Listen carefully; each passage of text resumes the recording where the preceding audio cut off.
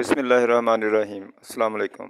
امید ہے آپ سب خیریت سے ہوں گے۔ جولائی 2000 میں امریکی صدر بل کلنٹن نے فلسطین کے صدر یاسر عرفات، اسرائیلی وزیر اعظم احود برا کو کیمپ ڈیوڈ میں مذاکرات کے لیے مدعو کیا، جس میں بظاہر فلسطین کی خود مختاری کے معاملات ڈسکس ہونے تھے، لیکن اسرائیلی وزیر اعظم نے کہا کہ غزہ اور مغربی کنارے کے اندر کچھ علاقے ہمارے پاس رہیں گے، اس کے بدلے ہم فلسطین کو کچھ اور علاقے دے سکتے ہیں۔ مقصد یہ تھا کہ اسرائیل فلسطین کے اندر موجود رہے اور بدستور فلسطین کو مانیٹر کرتا رہے اور فلسطین کے عوام کی زندگیاں مشکل بناتا رہے۔ اچھا، یہ کرنے کی ضرورت اس کو کیوں پیش آتی ہے ہر بار؟ سادہ سی بات ہے، جب آپ کو پتہ ہوتا ہے کہ آپ نے دوسروں کے گھروں اور املاک پر سراسر ناحق اور ناجائز قبضہ کر رکھا ہے، تو تب آپ کو یہ دھڑکا لگا رہتا ہے کہ اصل مالک طاقتور ہو گیا تو وہ آپ کو نہیں چھوڑے گا، لہٰذا آپ اس کو اتنا دبا دیتے ہو کہ وہ طاقتور ہو نہ سکے۔ یہی معاملہ اسرائیل کا ہے۔ بہرحال فلسطین کے صدر یاسر عرفات نے اسرائیل کے وزیر اعظم کو صاف انکار کر دیا اور کہا کہ یہ شرائط قابل قبول نہیں۔ یہ مذاکرات کافی عرصہ چلتے رہے، بالآخر ناکام ہو گئے۔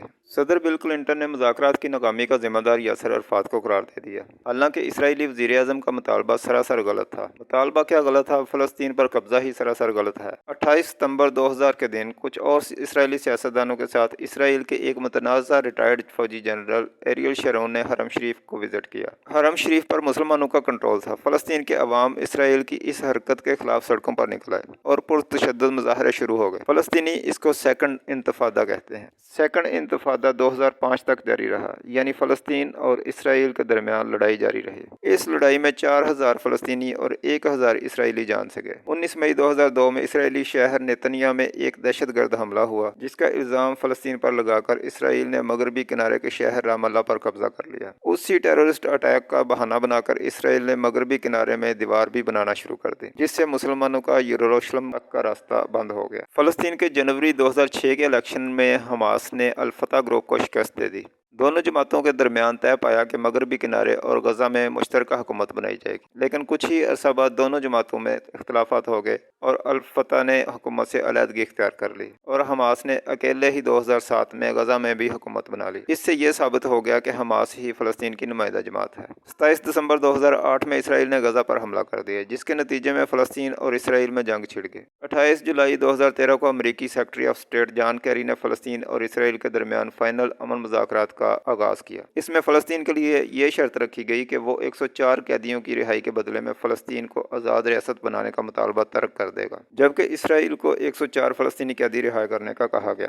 ظاہر ہے یہ سراسر یک طرفہ ڈیل تھی جو کہ ناکام ہو گئی۔ جولائی سے اگست 2014 میں 50 دن کی لڑائی کے بعد اسرائیل نے غزہ پر قبضہ کر لیا ہے۔ اس جنگ میں تقریباً 2000 فلسطینی شہید ہو گئے، جبکہ 66 اسرائیلی فوجی اور 7 سویلین مارے گئے۔ یہ جنگ بھی امریکی مداخلت کے بعد ختم ہو گئی۔ 6 دسمبر 2017 کو امریکی صدر ڈونلڈ ٹرمپ نے باضابطہ طور پر یروشلم کو اسرائیل کا دارالخلافہ تسلیم کر لیا۔ ٹرمپ نے یہ بھی اعلان کیا کہ وہ اپنا سفارت خانہ تل ابیب سے یروشلم منتقل کرے گا۔ امریکہ کے اس فیصلے پر عالمی طاقتوں اور علاقائی اسٹیک ہولڈرز نے کھل کے تنقید کی۔ بہرحال امریکہ کے اس اقدام کے بعد فلسطین اور اسرائیل کے درمیان پھر تناؤ بڑھ گیا۔ فلسطین میں احتجاج شروع ہو گیا۔ جنوری 2018 میں مصر، ایران، عراق، اردن اور فلسطین کے صدر محمود عباس نے امریکی وائس پریزیڈنٹ مائک پینس کو ملنے سے انکار کر دیا۔ 25 مارچ 2019 کو امریکی صدر ڈونلڈ ٹرمپ نے باضابطہ طور پر گولان ہائٹس پر اسرائیل کے حق کو تسلیم کر لیا۔ امریکہ پہلا ملک ہے جس نے گولان کی پہاڑیوں پر اسرائیل کے حق کو تسلیم کیا ہے۔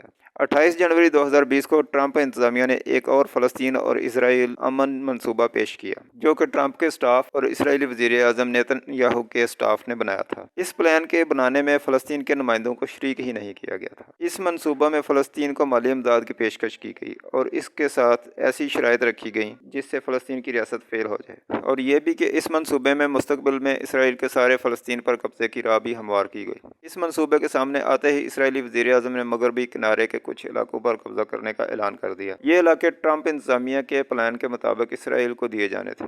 فلسطینی قیادت نے اس پلان کو یکسر مسترد کر دیا۔ 15 ستمبر 2020 ایک معاہدے کے تحت بحرین، UAE، مراکش اور سوڈان نے اسرائیل کے ساتھ تعلقات بحال کرنے کا اعلان کیا۔ اس معاہدے کے مطابق اسرائیل گولان کی پہاڑیوں پر قبضے کے اعلان سے دستبردار ہو گیا۔ 2021 میں حماس اور اسرائیل کے درمیان پھر کچھ جھڑپوں میں 200 فلسطینی شہید ہو گئے اور 10 کے قریب اسرائیلی فوجی مارے گئے۔ جو بائیڈن حکومت نے ثالثی کر के फ़लस्तीन और इसराइल में सुलह करवा दी। 2022 में दहशतगर्दी के नाम पर इसराइल ने फ़लस्तीन पर हमला कर दिया, जिसको हमास ने बहुत अच्छे से रिस्पॉन्ड किया, जिसमें पहली दफ़ा इसराइल को मुश्किलात से दो चार होना पड़ा। इसराइल को पहली दफ़ा अंदाज़ा हुआ कि हमास इतनी भी कमज़ोर नहीं। इसी लड़ाई के रिस्पांस में 7 अक्टूबर 2023 में हमास ने इसराइल पर सरप्राइज अटैक कर दिया और इसराइल के दफाई टेक्नोलॉजी के दावों की कली खोल दी। दुनिया ने देखा कि इसराइल के टैंक भी फ़लस्तीन के हाथों तबाह हुए और इसराइली फौजी और जनरल्स भी कैदी बने। इसराइल का आयरन डोम नाम का दफाई निज़ाम भी नाकाम हुआ।